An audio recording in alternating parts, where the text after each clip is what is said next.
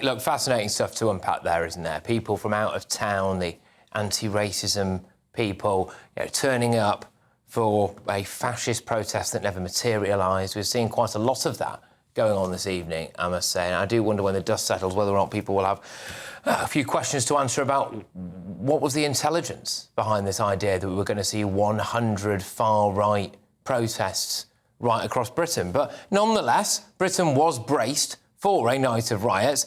I must say there are still some flashpoints taking place in other areas, but people might have been put off by scenes like this, which is what you see now, heavy police protections boarded up, or prison sentences dished out earlier today. Like this, one man was sentenced to 3 years for punching a police officer at a protest, for example. But I don't think this problem has gone away. Today, a hero who tried to stop the alleged Southport stabber, Jonathan Hayes, who was stabbed in the leg himself, gave this very stark warning to Sir Keir Starmer.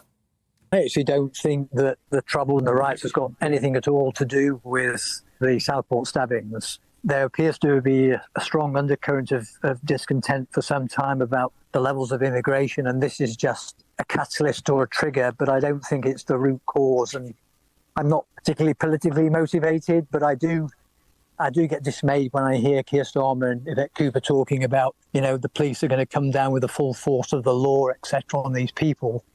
But they're not actually talking about the root cause. OK, so he's there saying that the root cause needs to be addressed. Well, here's Labour's Deputy Leader, Angela Renae, continuing to ignore the massive elephant in the room. Do you recognise, though, that people do have concerns about immigration and those people aren't far right? Well, look, coming on the streets, throwing missiles at the police, attacking hotels like this one I'm here today, is not a legitimate grievance. It's not the way we do politics in this country, and nobody should be condoning that. This is thuggery, this is violence. Someone could have got seriously injured over the last couple of days, and it's no excuse for that, and people should stay away from it.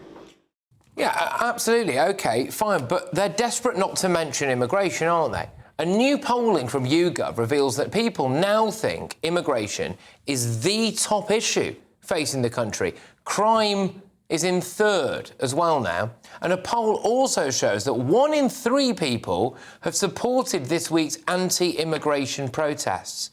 This comes off the back of Labour's Operation Scatter to house asylum seekers around the country in social housing, old care homes, etc., as well as news that they're going to allow, potentially, violent criminals, terrorists, to stay on the social housing waiting list, although they say that there are barriers in place to stop that from happening.